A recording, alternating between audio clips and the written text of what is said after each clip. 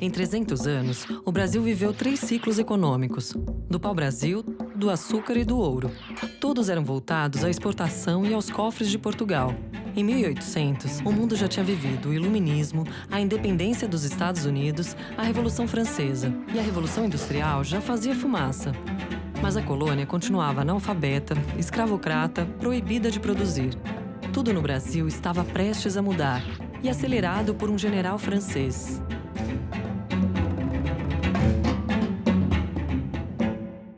Napoleão era uma ameaça a todos os países da Europa. Napoleão ressuscitou a ideia de Carlos Magno, não é, de ser o grande dominador da Europa. A França como centro da Europa e a dominação de toda a região.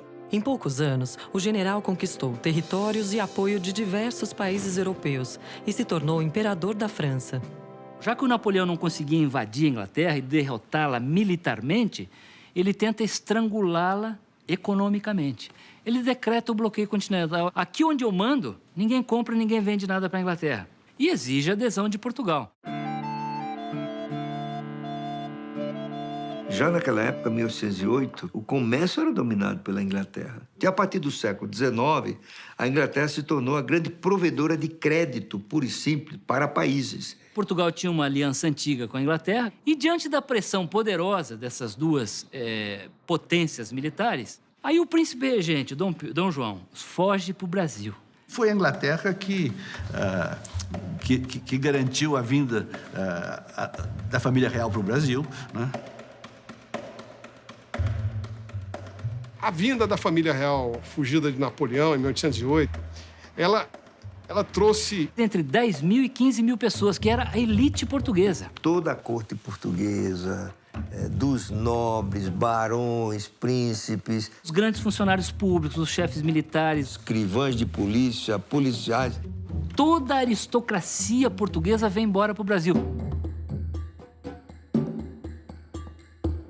Um dos primeiros atos de Dom João VI foi abrir o país ao comércio internacional, quebrando já de partida o pacto colonial. O Brasil só podia comerciar com Portugal, a partir daí pôde comerciar com outros países diretamente, né?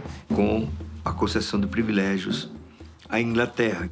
Com a vinda da família real, aqui a sede do reino passou a ser o Brasil. E foi um caso único na América Latina, né? Da colônia que vira sede imperial e da sede imperial que passa a ser gerida a partir da colônia. A metrópole virou colônia e a colônia virou metrópole.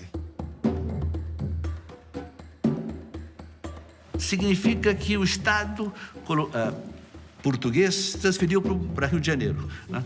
A sede dele. E ele traz também o aparato do Estado português. Uma junta comercial, a Guarda Nacional, a Biblioteca Nacional, o Jardim Botânico, um Conselho de Fazenda, isso é, como se fosse um Ministério da Fazenda, onde as decisões da economia seriam tomadas, um erário real, onde as rendas seriam colocadas e analisadas. As cortes de justiça, ele traz a segurança, ele traz a imprensa régia. Começou a se imprimir jornal, começou a ter faculdade no Brasil. Ele cria fábricas de pólvora, fábricas de ferro. Em suma, o Brasil começa a ser forjado a partir desse período. O Rio de Janeiro se transforma muito, em todos os aspectos. A cidade ganha jardim botânico, museus, bondes, teatros, escolas de artes. Dom João VI foi obrigado a trazer ou a implantar no Brasil instituições que só existiam em Portugal. E uma dessas instituições foi justamente a criação de um banco. Banco do Reino Unido, Portugal e Brasil. Banco do Reino Unido, Portugal, Brasil e Algarve. Banco Dom João. Banco Dom João. Perfeito. Banco do Brasil. Banco do Brasil maravilhoso. Dom João criou o primeiro Banco do Brasil. A ideia foi criar um banco com capacidade de formar um lastro de ouro e, a partir dela, emitir moeda. Precisam de circulação monetária, precisam de dinheiro para circular. Como um organismo precisa de sangue, vamos dizer assim. Então, além de ter um aumento da circulação de dinheiro, surgiu moeda de diferentes tipos. A economia, digamos assim, se transformou numa economia com traços mercantis muito maiores do que era no passado. Na Europa, Napoleão Bonaparte foi derrotado e a França voltou a ter as fronteiras de 1790. Sem a ameaça napoleônica, os portugueses exigiam o retorno de Dom João VI e uma constituição. Quando Dom João VI voltou para Portugal, em 1821, ele levou o lastro do banco. Terra amada, ainda hei de tirar muito mais. Com o regresso da família real a Portugal, não se conseguiu mais, né, levar o Brasil de volta para uma situação anterior, né? Tanto que houve todo esse processo que culminou com a própria independência do país em 1822. Tivemos o primeiro jeitinho brasileiro. Pegamos um rei português, transformamos em brasileiro e ele ficou como imperador do Brasil e nós passamos a construir esse império com um herdeiro do reino do trono de Portugal, né?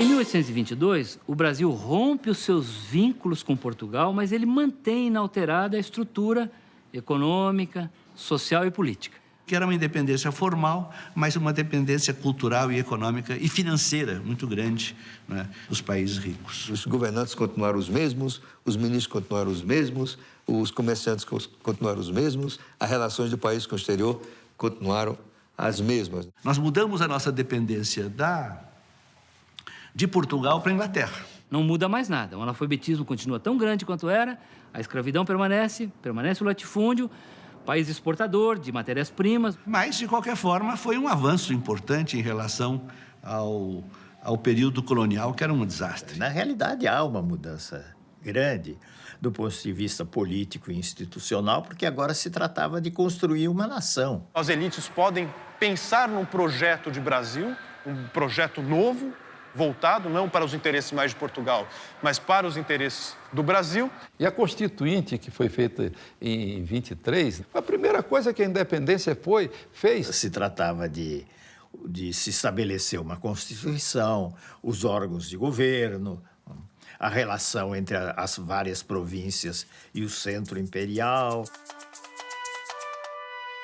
Foi nesse período do Império que os brasileiros construíram o seu Estado e, né, garantiram a unidade territorial do Brasil. Só que seus grandes produtos de exportação, cana, especialmente do Nordeste, já estavam completamente em crise. A mineração também já vinha num processo de decadência bastante grande. E esse é o primeiro grande desafio do Brasil: voltar a se colocar no mercado internacional. Foram estabelecidas as condições para o reconhecimento de Portugal, da independência do Brasil, e entre estas estava a assunção pelo Brasil da dívida de Portugal com os bancos ingleses. E aqui começa-se, na verdade, uma das grandes agonias que vão percorrer toda a história econômica do Brasil. Então, o problema da dívida externa brasileira começou naquela época. A Inglaterra, ela vai intermediar essa relação, ela vai fazer o primeiro grande empréstimo para o Estado brasileiro. O Brasil teve dificuldade de pagar esse empréstimo, teve que renegociar. Dado que o Brasil era um país de déficit nas transações internacionais, isto é, o país exportava menos do que importava. Essa dívida vai, na verdade, se recolocar ao longo de todo o século XIX. Os bancos ingleses foram, durante muitos anos, os grandes financiadores do déficit público e comercial do Brasil. Nas primeiras décadas do século, outros países da América Latina se tornaram independentes da Espanha. Na Guerra da Cisplatina, Brasil e Argentina disputaram o Uruguai, que acabou se tornando independente. Para cobrir os gastos, o Banco do Brasil, mesmo sem lastro, não parou de emitir dinheiro, ou seja, houve inflação. O primeiro Banco do Brasil faleceu em 1830. Sem o lastro, o banco perdeu credibilidade. Então, a moeda que ele emitia não valia nada, então era melhor fechar. Foram diversas tentativas com bancos de emissão. O Império foi todo ele recheado de experiências monetárias confusas. Desde quando Dom João chegou, em 1808, é uma confusão. Por décadas, nenhum banco existiu no Brasil. Como se desenvolver sem dinheiro e sem banco?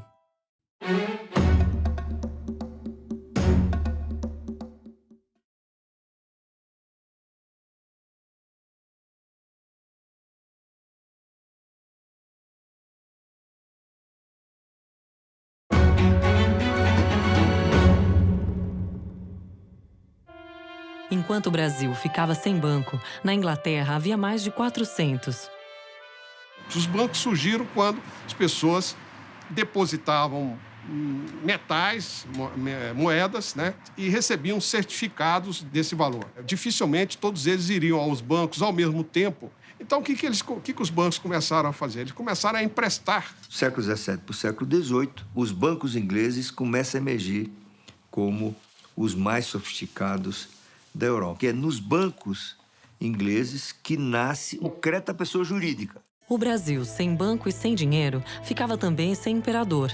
Em 1831, Dom Pedro I abdicou em nome do filho, de 5 anos de idade, e o poder passou a ser exercido por regentes. Foram 10 anos enfrentando revoltas até que a regência decretou a maioridade de Dom Pedro II, aos 15 anos de idade. A economia vinha melhorando, desde 1820. Quando você começou a produzir café no Sul, depois que um nosso representante do Itamaraty seduziu uma senhora e trouxe as mudas de café para o Brasil.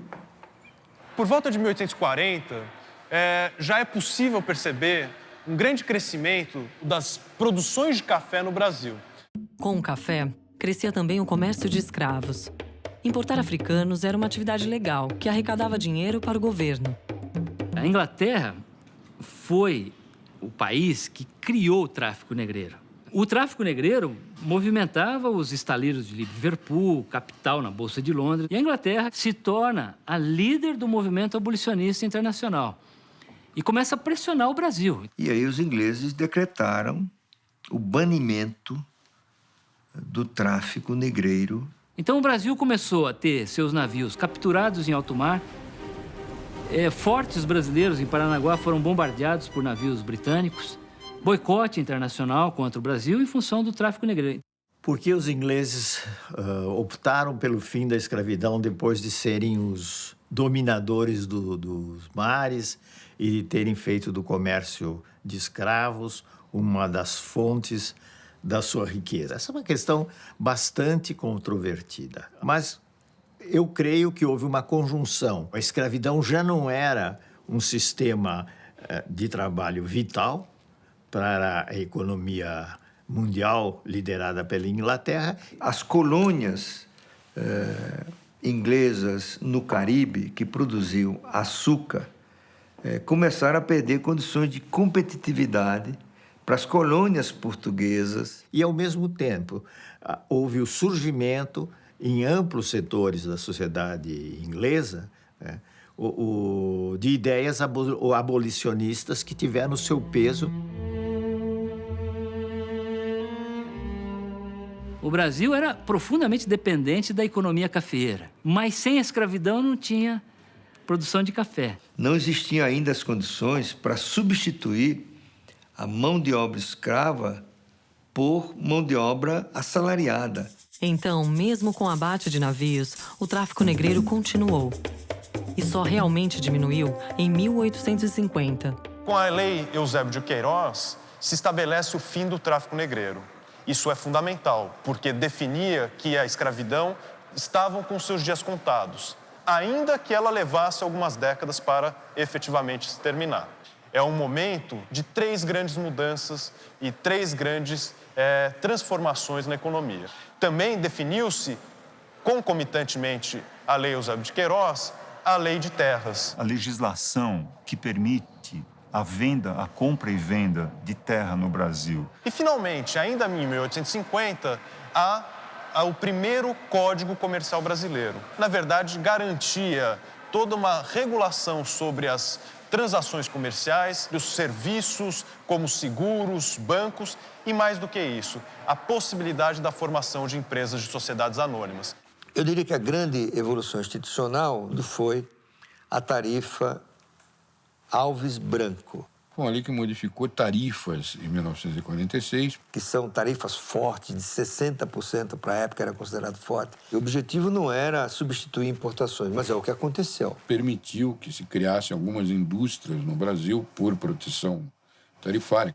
Em grande parte, Mauá é subproduto de transformações desse tipo. Quando o tráfico de escravos acabou realmente proibido em 1850, as pessoas que se dedicavam a esse negócio saíram riquíssimas, cheias de dinheiro, sem ter onde aplicar. E ele falou, ops, dá isso aqui, criou um banco, usou esses capitais e criou em 5 anos uma estrada de ferro, uma companhia de navegação no Amazonas, uma companhia de gás no Rio de Janeiro, que demonstrou o óbvio. O Brasil só precisava de boas instituições, só precisava que o governo central, forte, pesado, interventor e ineficiente não fosse dessa natureza. O Brasil teve tentativas de industrialização, mas é muito precário, muito incipiente. Por exemplo, nós temos os grandes projetos do Visconde, Barão de Mauá. Investe em ferrovias, fábricas e tal, mas esses projetos são abortados, né? Então, os pequenos, que para se tornar grandes, existiam no Brasil. Mas eles não podiam ficar grandes porque, a partir de um determinado patamar de crescimento, o Estado passava a agir quase que diretamente contra. Exatamente porque a sociedade escravista e latifundiária, oligárquica que nós tínhamos, inviabilizava o desenvolvimento industrial brasileiro. Enfim, a transformação das instituições legais e do ambiente jurídico que permitiu o capitalismo não era bem vista no Império. Era tudo vista com suspeição. Então, o Banco do Mauá foi estatizado e virou Banco do Brasil. Esse que está aí hoje. Você não tinha uma situação jurídica que permitisse separar a contabilidade da família do empreendimento, ou seja, criar empresa. E o Império tinha orgulho de só ter permitido a formação de 12 sociedades anônimas no Brasil. Tinha um decreto de Dom Pedro dizendo que era proibido executar propriedades de terras de usineiros da época. Mas o negócio foi desenvolvendo, foi melhorando e o Brasil passou a se desenvolver cada vez mais. Mesmo com tantas dificuldades, o Brasil se modernizava. Mas e o agronegócio? O agronegócio brasileiro também teve um desenvolvimento muito grande à medida que eles foram abrindo novas fronteiras. Então, a partir de 1850, 1860, a economia cafeira ela se acelera muito rapidamente. Então, o café ele rapidamente se espraia do Rio de Janeiro para São Paulo. Ele sai de São Paulo, ele vai para o Paraná, ele sobe do Paraná, entra no sul de Minas, vai para o Cerrado. Ele começa a assumir proporções gigantescas. Então, isso mudaria o padrão da economia e mudaria também regionalmente o motor da economia. Vai se tornando, então, a principal exportação do Brasil. O Brasil tinha quase que o monopólio da economia ou do mercado cafeeiro no exterior.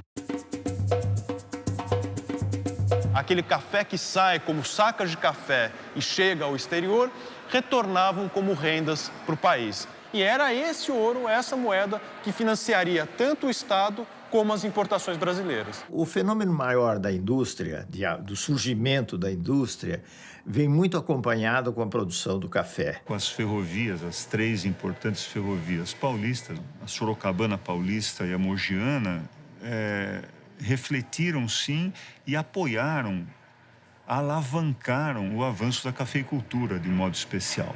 O café fez os portos, o café fez as estradas de rodagem, de ferro. A construção de companhias de navegação, a formação de bancos e companhias de serviços públicos. Todos esses negócios podiam não depender diretamente do café, mas eram financiados ou sobreviviam às custas das rendas que o café gerava para a economia brasileira. Além do café, o crescimento também era financiado por empréstimos de bancos ingleses.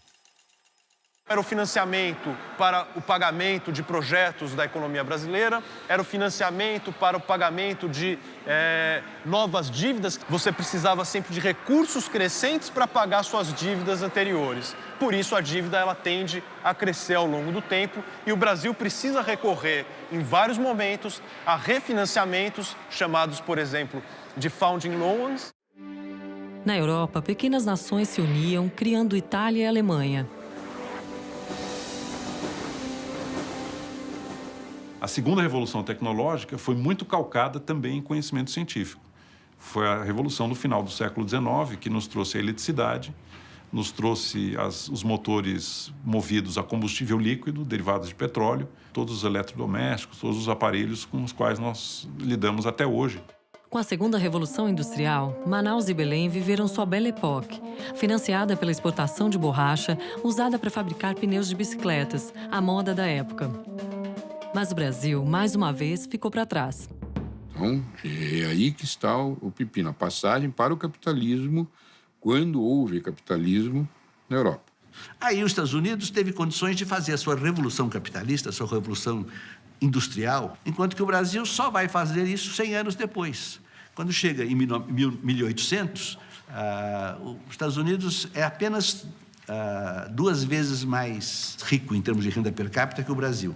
E no final do século XIX, ele vai ser 5, quase 6 vezes. A economia brasileira, que quase não cresceu, passou a competir com a economia dos Estados Unidos, que multiplicou-se por 15. Os Estados Unidos fizeram uma arrancada para a vitória, essa expressão popular extraordinária, e o Brasil patinou. O Império, basicamente, é um fracasso econômico. O Brasil não tinha as instituições básicas que permitiram que o capitalismo funcionasse. O Joaquim Nabuco diz o seguinte, que o Brasil ele mobilizava tanto capital no tráfico negreiro que inviabilizou um projeto de industrialização mais cedo. Curiosamente, foi na Guerra do Paraguai, o maior conflito armado na história da América do Sul, que cresceu o apoio popular à abolição. Pela primeira vez, brasileiros de diferentes regiões se encontraram nos campos do Paraguai. Não só brasileiros brancos, mas também escravos. O que virou um problema, né? Quer dizer, eu sou branco, livre, e o cativo aqui, que eu exploro lá no Brasil, está lutando pela mesma pátria. Então, isso faz com que, depois da Guerra do Paraguai, recrudesça o movimento abolicionista no Brasil. Mas, sem outra maneira de produzir, o país se agarrava nas saias da escravidão. Ocorreram vários esforços de substituir a mão de obra africana, cativa, por imigrantes brancos da Europa. Mas as primeiras tentativas fracassaram, porque os fazendeiros queriam tratá-los da mesma forma como tratavam os seus escravos. Enfim, não era um problema fácil de resolver. No caso do Brasil, ele foi sendo resolvido com o tempo. O Brasil foi um país que retardou enormemente o fim da escravidão. O Brasil foi o último país do mundo ocidental a abolir a escravatura, ou o alto atraso na abolição da escravatura refletem uma certa inércia, uma certa dificuldade do país se transformar em direção às direções assumidas por outros países. Então, o Brasil, na segunda metade do século XIX, se tornou um pária internacional, mais ou menos como foi a África do Sul durante o regime do Apartheid. Quer dizer, o Brasil é um país que as mudanças sociais, elas são lentas. E no Brasil isso foi conseguido quase que sem nenhuma disputa, né? Quase que veio de fora para dentro, a abolição, porque os ingleses primeiro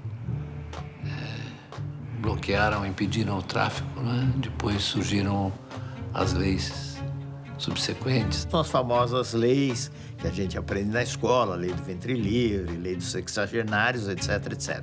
Então, a combinação desses dois fenômenos, a pressão internacional com o movimento abolicionista interno, faz com que o resultado seja a Lei Áurea em 1888. Se por um lado o Império fazia as pazes com a humanidade e a Europa, por outro perdia qualquer apoio interno. Os libertos foram jogados à própria sorte. E as plantações de café ficaram sem trabalhadores.